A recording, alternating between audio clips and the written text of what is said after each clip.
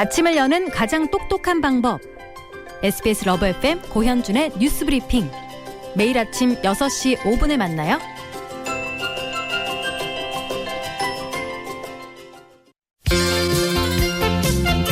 조간신문 헤드라인 인터넷 뉴스 토픽 이분과 함께 살펴보겠습니다.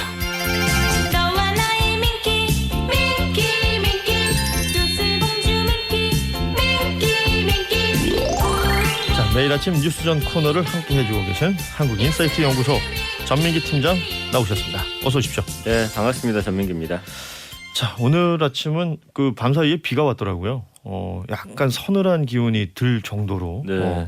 문자 메시지도 아침 기온은 참 마음에 들어요라는 분들 제법 많이 보이는데. 여름 간 것 같은데. 이제 참 시간 가는 게 이렇게 자연스럽게 날씨로 느껴집니다. 예. 자, 금요일 아침입니다, 여러분. 어디서 어떻게 곤유부와 함께하고 계신가요? 샵 1035 또 SBS 고릴라 유튜브 통해서 여러분이 계신 곳의 풍경 또 여러분이 생각하는 저희가 전해드리는 뉴스에 대한 의견 보내주시면 좋겠습니다. 일단 아침 인사 해주시는 분들 좀 만나보죠. 소개를 좀 해주십시오. 네, 이다솜님 안녕하세요. 남편 출근하고 아기 수유하면서 곤유부 틀고 민키님 나오길 기다립니다. 내일은 주말이네요. 비 소식 있지만 촉촉하고 좋은 주말 보내세요. 네. 하셨습니다. 특히 남부지방에 비가 제법 많이 온다 그러는데 네. 이 비 소식이 있을 때마다 좀 피해 없을까 걱정되는데요. 네. 준비 잘 하시기 바랍니다. 아기 너무 귀엽겠어요. 예. 9117님 오늘이 여름방학이 끝나고 개학하는 날이네요. 예쁜 아이들 만나게 돼서 설레고 기쁘지만 한편으로는 또 코로나 때문에 걱정입니다. 빨리 이 상황이 지나서 오붓이 우리 아이들과 행복한 학교생활 할 수 있었으면 좋겠네요. 선생님이신 것 같죠? 네. 아무튼 또 개학이군요. 참 방학이 있다는 건 참 좋은 일인데 개학이 있다는 건 참 아쉬운 일이에요. 어릴 땐 방학만 기다렸어요. 그래요. 9117님 아이들과의 좋은 만남 저희도 기대하겠습니다. 이다솜님과 9117님께는 말씀드린 대로 뚱뚱이 바나나 우유 드실 수 있는 교환권 보내드리겠습니다. 자, 금요일 아침 조간신문부터 살펴보죠. 네, 오늘은 언론중재법 관련 헤드라인 있고요. 거기에 종부세 과세 기준 관련 소식 끝으로 사회적 거리두기 소식 전하겠습니다. 언론중재법 개정안 국회에서 상임위에서 계속 덜그덕거렸었고요. 네. 안건조정위원회에 걸쳐서 어제 여당 단독으로 의결을 했습니다. 사실 야당이 있었지만 열린민주당은 여권이다라고 이제 국민의힘에서는 주장하고 있는 바가 있고요. 네.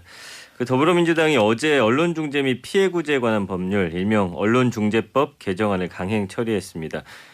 이 개정안을 오는 25일 국회 본회의에서 민주당이 처리할 것으로 보이고요. 국민의힘은 현대판 분서갱유다.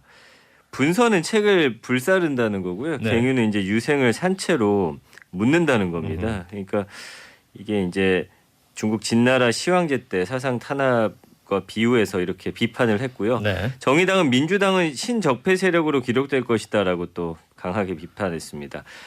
조선일보는 이것뿐만 아니라 그 민주당이 여야 간 이견이 컸던 탄소중립법과 사립합격법 개정안도 같은 방식으로 처리했다면서 내년 3월 대선 앞두고서 거대 여당의 전방위 입법 독재가 본격화한 것이다. 이런 비판의 글을 썼습니다. 조선일보는요. 언론 자유와 교육 자유를 빼앗는 입법 폭주. 경향신문은 여당 논란의 언론중재법 방아쇠 당겼다. 이렇게 헤드라인 뽑았습니다.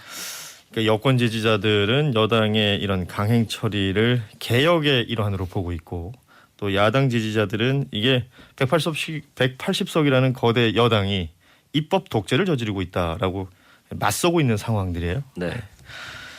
자, 그리고 종부세 관련된 뉴스가 있는데 여야가 종부세 부과 기준 상향에 합의를 했습니다. 그렇습니다. 여야가 어제 종합부동산세 이 종부세 부과 기준을 올리는 종부세법 개정안에 합의했습니다.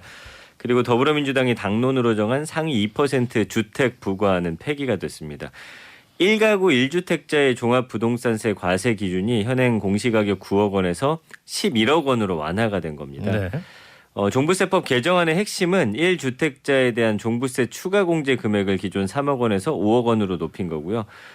대신 부부 공동명의 주택에 6억 원씩 12억 원을 공제받을 수 있도록 하는 부과 기준은 그대로 유지가 됩니다. 한겨레는요. 종부세 결국 부자 감세, 한국일보는 종부세 과세 기준 11억, 여야 부자 감세 합의 이렇게 헤드라인 달았네요. 네, 오늘 금요일 고란 기자 나오는 날이니까 네. 좀 더 자세하게 이 내용도 짚어보도록 하겠습니다. 중앙일보 헤드라인 결국은 추석 전까지의 이 사회적 거리두기 단계 4단계가 유지될 것 같다라는 얘기예요. 그렇습니다. 추석까지 4단계 접종 완료자는 밤 4인 모임 허용입니다. 현행 거리두기 단계가 4주간 연장되고 이르면 다음 주부터 백신 접종 인센티브 일부가 다시 시행될 것으로 보입니다. 오늘 중앙재난안전대책본부 회의에서 최종 결론이 나면 오후 6시 후 사적 모임 인원이 2명으로 제한된 수도권 지역의 경우 백신 접종 완료자 2명을 포함해서 4명까지 모이는 게 가능해집니다. 또 6주째 이어지고 있는 고강도 거리두기로 피해를 겪고 피로감 느끼는 국민의 숨통을 좀 트여주기 위해서고요. 정부가 여기에 더해서 위드 코로나 방안을 좀 설명할 예정입니다. 네. 그 위드 코로나 그간 확진자 수 관리 중심의 방역 체제였다면 뭐 중증화율, 치명률로 바꿔서 코로나와 공존하면서 일상을 점차 회복해 나가는 걸 말합니다. 위드 코로나에 감염이 되더라도 심각한 상태로 가지 않고 목숨을 잃지 않는 상태가 유지가 된다면 이거는 뭐 또 우리가 흔히 독감 정도로 맞아요. 생각을 하면서 예, 예. 완벽하게 뭐 퇴치하지 못하더라도 또 우리가 일상에 복귀를 해야 되니까 이런 부분들에 대해서 계속해서 뭐 연구가 되고 있고 오늘 그 내용의 일부 발표가 될 수도 있다라는 건데 좀 지켜보도록 하죠. 네. 조간신문 봤고요. 인터넷 뉴스 토픽 어떤 내용들이 있을까요?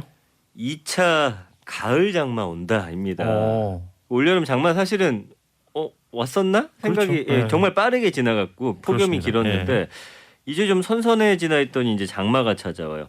그 지금 중국과 일본 같은 경우는 엄청난 비가 내렸어요. 지난 12일에 새벽 중국 후베이성에는 3시간 만에 300mm 넘는 폭우가 와서 20여 명이 숨졌고요. 비슷한 시기 이제 규슈 북부하고 히로시마 같은 일본 서쪽 지역도 물난리 겪었습니다.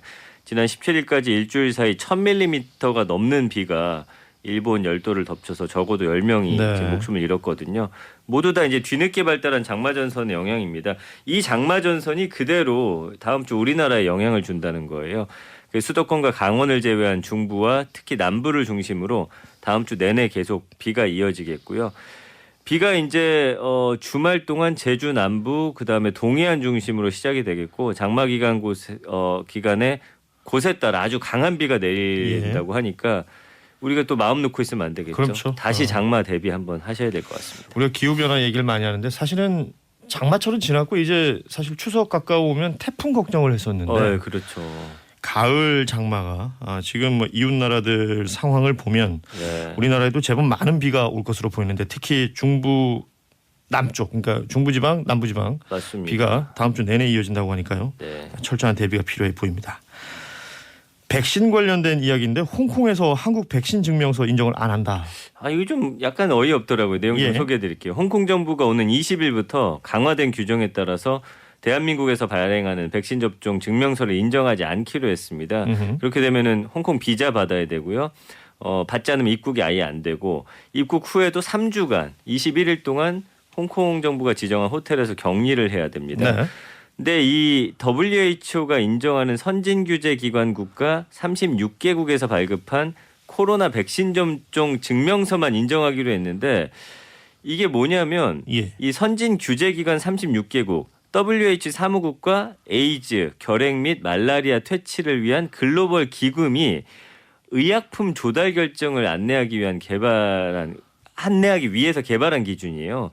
사실은 코로나 기준하고는 좀 달라야 되거든요.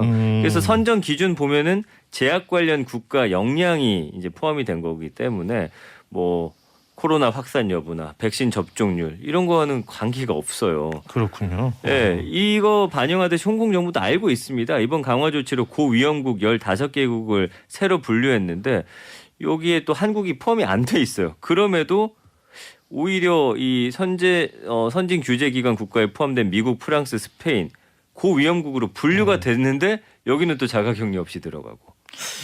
이건 뭐 순순히 그 코로나 상황만을 봤다고 보기는 어렵겠네요.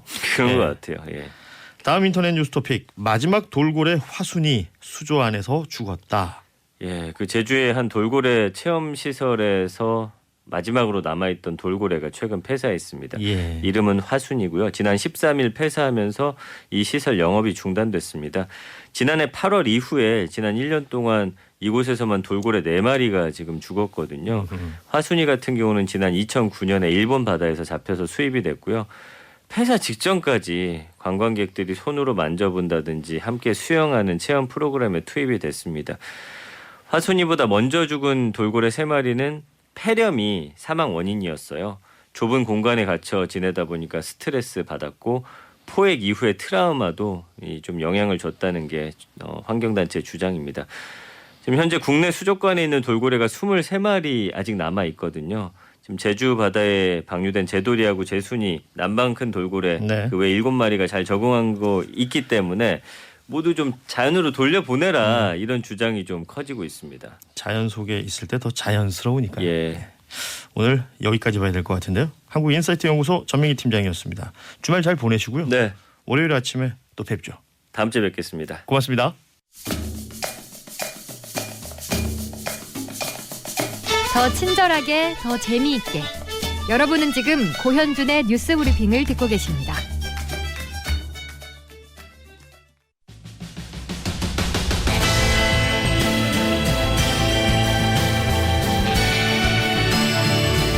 자, 금요일 아침 권유부 오늘은 뉴스원 정치부 이준성 기자와 함께 뉴스 살펴보겠습니다. 어서 오십시오. 네, 안녕하세요. 이준성 기자는 그 SBS 러브 FM의 시사특공대 출연을 하신 네네. 적이 있고 네. 시사특공대하고는 좀 권유부는 느낌이 좀 다르죠. 네, 좀 일단 시작 시간이 빠르니까 정신이 약간 또렷한 상태로. 네. 자, 이 아침 시간에 우리 이준성 기자는 어떻게 뉴스를 전해주실지 첫 번째 뉴스부터 살펴보겠습니다. 코로나 추가 확진자가 8일 만에 다시 2,000명을 넘었습니다. 이번 일요일 끝나는 수도권 4단계, 비수도권 3단계 거리두기는 재연장 쪽에 무게가 실립니다. 다만 그전이라도 상황이 호전되면 단계를 낮추는 방안이 검토되고 있습니다. 자영업자와 소상공인의 어려움을 감안해 백신 접종 완료자에게 인센티브를 주는 방안도 논의되고 있습니다. 접종 완료자는 저녁 6시 이후에도 4명 정도까지 모일 수 있도록 풀어주겠다는 겁니다. 다음 주부터 적용할 거리두기 단계 조정안은 1호 전 발표됩니다. 자, 어제 0시 기준으로 코로나19 확진자 상황 보면 2,152명. 역시 2,000명이 넘어서면서 또 걱정스러운 상황이다라는 보도 많이 보셨을 테고요. 밤 9시 기준으로 보니까 지금 1,770명입니다. 그러면 오늘 또 보면 한 2,000명 안팎 가능할 것 같다라는 얘기인데 어찌됐건 광복절 연휴가 끝나면서 또 확진자들이 계속 늘고 있는 것이고요. 네.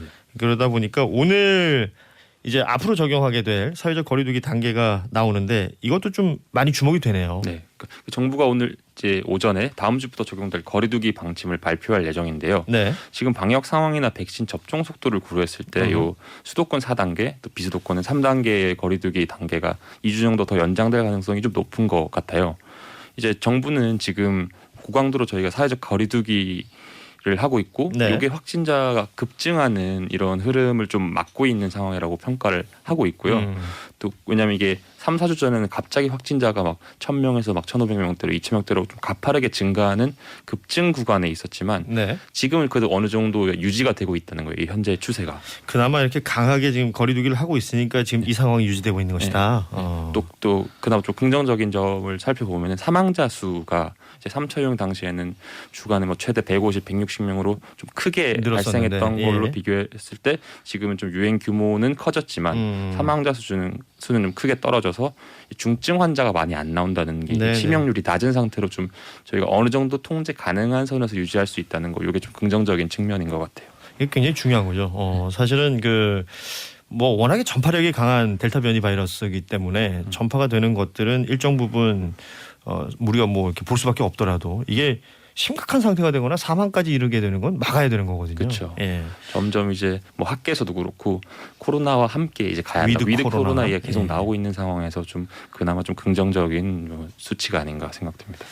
이 백신 접종 속도 얘기를 하게 됩니다. 어제도 뭐 저희가 관련 소식을 좀 전해드린 바가 있었는데 그 아스트라제네카 잔여 백신 지금 접종률이 쭉쭉 증가하고 있다고요? 그렇죠. 또 한동안 이제 뉴스에서 안 보이던 게 이 아스트라제네카인데 또 이 최근에 모더나 그 수급 문제가 발생하면서 그렇죠. 좀 아스트라제네카 얘기를 계속 좀 하게 되는데요. 여기 아스트라제네카 코로나 백신을 이제 잔여 백신으로 접종하는 30대 40대가 이틀 연속 그 하루에 1만 명을 넘겼다고 하고 10,000명이 넘었어요. 네, 그래서 와. 이제 이틀 동안 한 2만 명 정도가 이 아스트라제네카 잔여 백신으로 접종을 받은 거예요. 하긴 잔여 백신 알람이 엄청 오긴 오더라고요. 예. 맞아요. 그래서 이제 3040이 지금 화이자랑 모더나 이렇게 이 mRNA 백신 사전 예약 진행 중인데 말씀드린 것처럼 모더나에 이제 수급 문제가 있었고, 발생하면서 예. 이제 저희 정부 대표단도 그 모더나 본사에 방문해가지고 뭐 항의를 그렇죠. 했지만 예. 그 구체적인 물량이 공급이나 일정은 아직 미정인 상태라 이 백신 1차 후에 2차 백신을 접종하는 이 접종 간격이 원래 4주에서 지금 6주로 조정된 그렇죠. 상황이잖아요. 그래서 이 6주로 조정된 이 시기와 비교해서 좀 조기 접종을 원하는 좀 빨리 맞고 싶은 사람들이 이 아스트라제네카 백신을 신청하시는 것 같아요.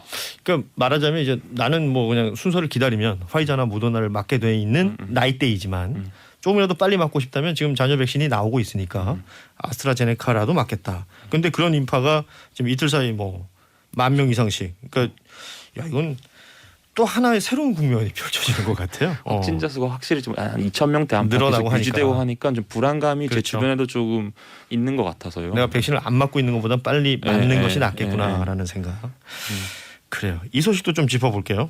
어제 서울시 소방관들이 코로나19 근무 환경 실태조사 결과가 있었는데 저는 이렇게까지 심각할 줄 몰랐어요. 사실은 소방관들 우리가 항상 뭐 일이 있을 때마다 그들의 노고에 감사한다 얘기를 합니다만 평소에 좀 잘 살펴야겠다는 생각이 드네요.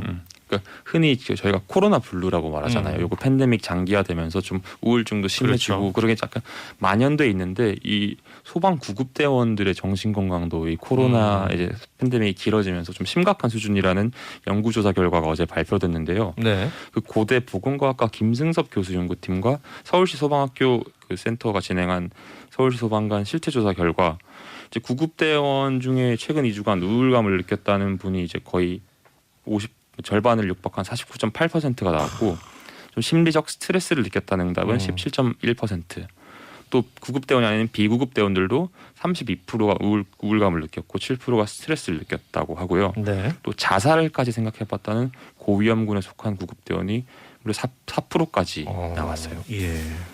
이게 이제 그 구급대원 분들이 되게 이 코로나 국면에서 일을 엄청 많이 해요. 왜냐하면 뭐 사실 저희 잘 모르는 분도 계시겠지만 코로나 의심 환자가 생기거나 확진 환자가 생기면은 그 이송을 하는 그렇죠. 일을 하시거든요. 최전방에 계신 거죠, 네. 사실은. 그래서 이제 그분들을 이제 음압 격리실에 배치를 해야 되는 상황이 있는데 자리가 날 때까지 기다려야 되는 거예요. 그 현장에서. 그래서 뭐 2시간, 3시간 이제 음압 병동 자리가 없다 보니까 2시간, 3시간 기다리면 그만큼 이제 업무 시간도 늘어나게 되고 업무 시간도 늘고 사실은 또 노출되는 시간도 긴 거 그렇죠. 아니에요. 그래서 이제 확진자 수가 지금 늘어나는 그 국면에서 출동도 잦아지고 업무량이 많아지니까 이제 스트레스도 많아지면서 일종의 그 번아웃 이 오는 거라고 좀 많이 힘들어 하시더라고요. 사실 우리가 소방관 그러면 이제 화재 진압 먼저 떠올리는데 이 구급대원들의 노고도 뭐 일상을 할 때도 그렇습니다만 특히 이 코로나19 팬데믹 상황에서는 더 커질 수밖에 없는 것이다.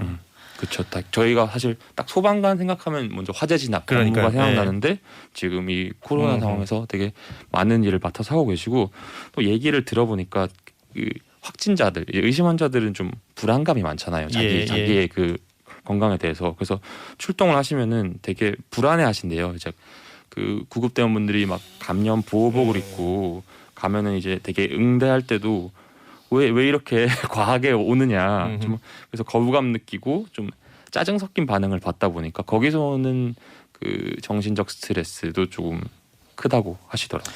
왜 아니겠습니까? 이게 그러니까 환영받지 못한다라는 느낌을 받으면 사람이 그러니까 내 직업이 무엇이든 간에 그렇죠.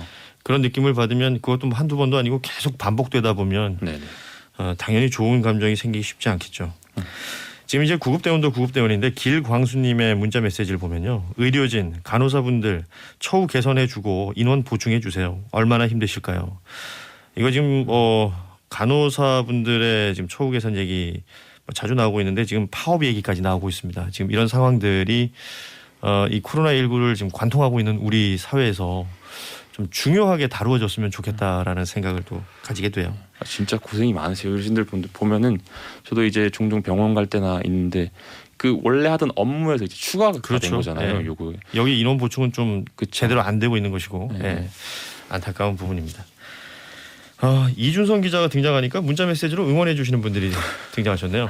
너무 긴장하지 마세요. 곤유부 유익하고 편한 방송입니다. 김혜진 님이 보내주셨고 그리고 0224님은 오 곤유부의 새로운 기자님 오셨네요. 이준성 기자님 반갑습니다. 긴장한 티가 좀 났나 봐요. 그래도 따뜻하지 않습니까? 네, 이 아침에? 따뜻하네요. 자 이준성 기자와 네. 다음 뉴스 살펴보겠습니다.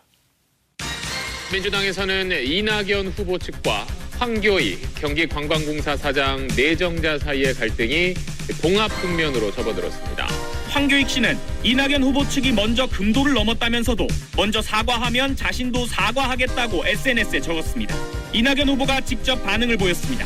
저희 캠프의 책임 있는 분이 친일 문제를 거론한 것은 지나쳤다고 생각합니다. 황 씨는 이낙연 후보에게 정치 생명 운운한 것은 지나쳤다고 생각한다고 화답하며 자신의 거취를 둘러싼 입장을 내일 정리해서 밝히겠다고 전했습니다. 황 씨에 대한 임명권을 가진 경기지사 이재명 경선 후보는 말을 아꼈습니다.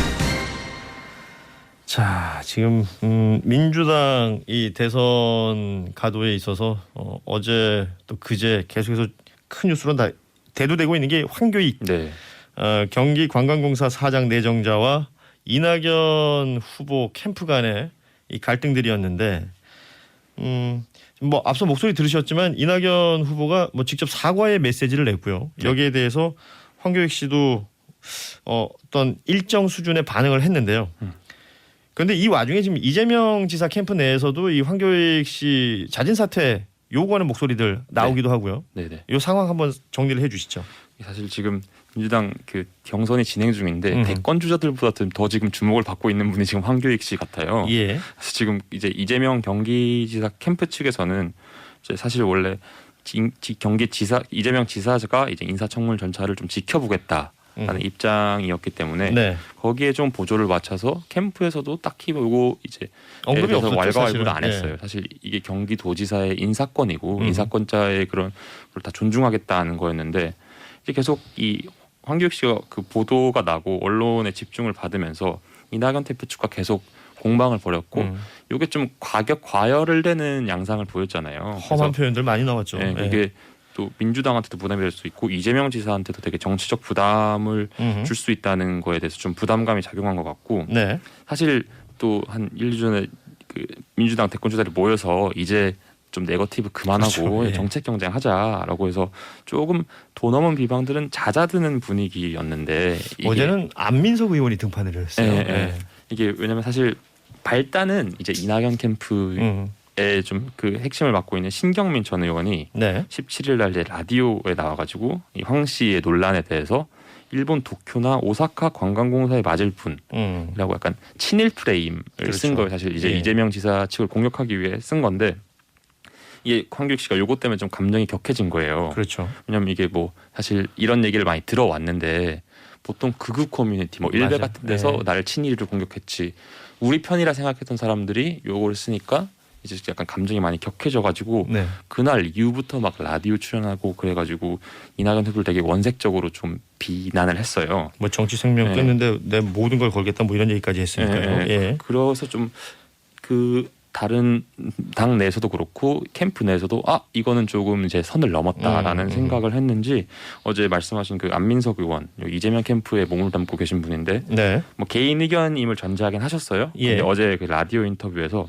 이 황교익 리스크는 이재명 후보에게 굉장히 부담이 되는 것이고 더 이상 방치할 수가 없다.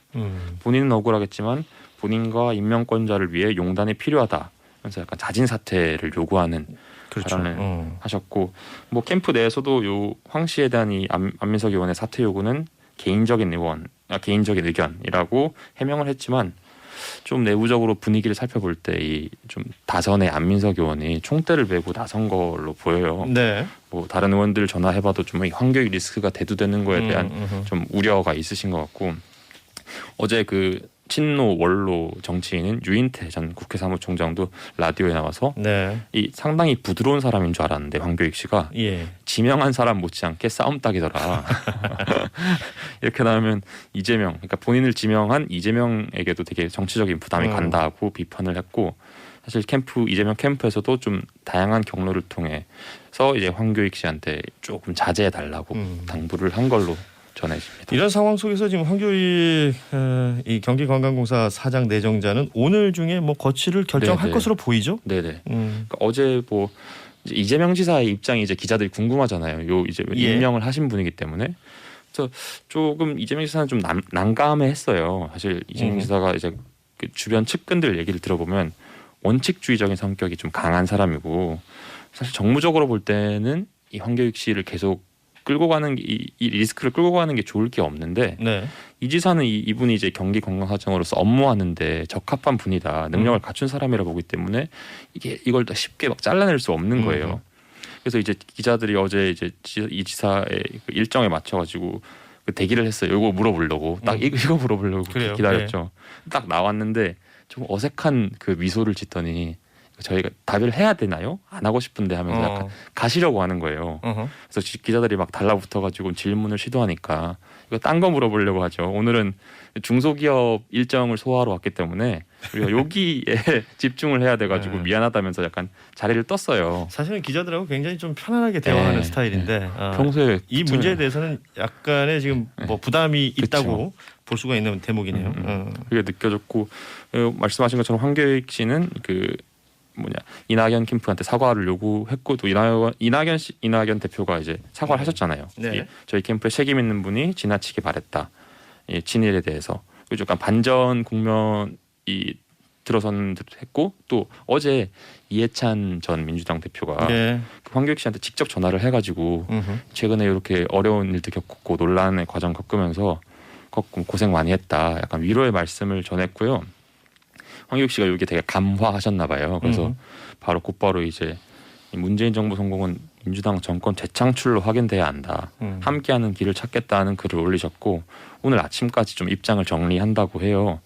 전날 좀 통화를 해보니까 꼭두새벽에 이제 맑은 정신으로 일어나가지고 생각을 최종적으로 정리를 하고 결론을 짓겠다고 하는데, 아무래도 이 본인이 촉발한 이 리스크가 이 여권의 정권 재창출에 좀 변수로 작용할까 하는 우려가 좀 본인에게도 좀 깊어진 것 같아서 황교익 좀 사태로 기우는 듯한 그렇습니다. 느낌입니다. 황교익 내정자가 오늘 중 특히 오전 중에 뭐 발표한다 그랬고, 어제 이해찬 전 대표 민주당 전 대표의 이 역할을 두고 이런 게 원로의 역할 아니냐 뭐 이런 평가들도 나오고 있고요. 네. 정치권 상황, 특히 민주당 상황을 이렇게 한번 정리를 해봤고, 이번에는 이거 좀 얘기해 볼게요. 언론중재법 개정안이 범여권 정당들의 밀어붙이기 속에 국회 상임위를 통과했습니다. 야당에서는 언론을 정권의 홍보 매체로 이용하려는 거란 비판이 나왔고, 언론단체들은 반민주적인 악법이라고 성토했습니다. 재석 16인 중 찬성 9명으로 가결되었음을 선포합니다. 민주당과 열린민주당 소속 의원의 기립 표결로 법안은 상임위 문턱을 넘었습니다. 언론중재법 개정안은 언론사의 허위, 조작 보도의 최대 5배의 징벌적 손해배상을 청구할 수 있게 하고, 정정보도와 함께 기사 열람 차단도 가능하게 한다는 게 골자입니다. 각계의 우려와 반대가 거세지만 여당은 오는 25일 국회 본회의에서 입법을 끝낼 계획입니다. 언론중재법 개정안. 네. 이게 내용을 보면 언론사의 징벌적 손해배상 그러니까 5배까지 할 수 있다라는 내용이 기본적으로 있는 것인데, 이게 상임위에서 계속 덜그덕거리다가 어제 결과적으로는 전체 회의를 통과를 했는데 이게 여당 단독이다. 이게 지금 또 문제 아닙니까? 그렇죠. 어제 이제 소관 상임위인 문체위에서 오후에 전체 회의를 열고 통과를 시켰는데, 야당 의원들이 되게 강하게 반대하고 막 위원장석 둘러싸면서 막 소리 지르고 했음에도 불구하고 이제 여당 단독으로 처리를 했고요. 네. 막 이게 되게 격해져가지고 그 상임위원장석 마이크 헤드가 빠지는 막 일도 발생하고 되게 격했는데, 이제 기립 표결을 진행해가지고 요거를 통과를 시켰고, 좀 개정안 내용을 살펴보면 말씀하신 것처럼 언론사의 허위 조작 보도에 대해서 최대 5배까지 징벌적 손해배상 청구할 수 있게 하는 거고, 사실 조금 수정을 하긴 했어요. 이 야당이랑 언론계가 반발이 있어서 고위공직자한테는 이 징벌적 손해배상 청구 자격을 안 주는 걸로 바뀌었는데, 사실 이게 고위공직자는 빠졌지만 뭐 그 측근 같은 경우는 여전히 징벌적 손해배상제 청구가 가능하거든요. 그러니까요. 예를 들어서 뭐 최순실 씨 같은 경우에는 여전히 청구가 가능하고 또 논란의 핵심이 고의 또는 중과실을 추정한다는 조항. 이걸 취재 과정에서 법률을 위반한 경우를 악의적으로 위반한 경우로 변경했는데 사실 이 악의적이라는 거를 어떻게 규정할 거냐. 해석이 너무 추상적이다. 이 문제가 남아 있습니다. 지적들까지 있습니다. 자, 오늘 뉴스 여기까지 살펴봐야 되겠네요. 예. 오늘 함께해 주신 뉴스원 정치부 이준성 기자였습니다. 고맙습니다. 네, 감사합니다.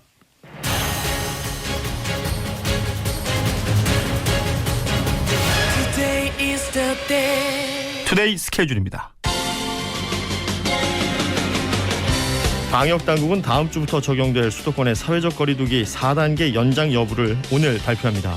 현행 거리두기 단계는 유지하되 백신 접종 완료자에 대한 인센티브가 다시 도입될지 관심입니다. 국회 국방위원회는 오늘 해군 성폭력 피해 여중사 사망 사건 등과 관련해 국방부의 업무 보고를 받습니다. 김동연 전 경제부총리가 오늘 충북 음성에서 대선 출마 여부에 대한 입장을 발표합니다.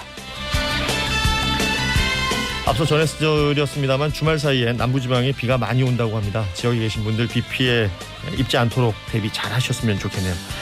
건강하고 또 재미있고 좋은 주말 보내시고요. 다음 주 월요일 아침 6시 5분에 뵙겠습니다. 고맙습니다.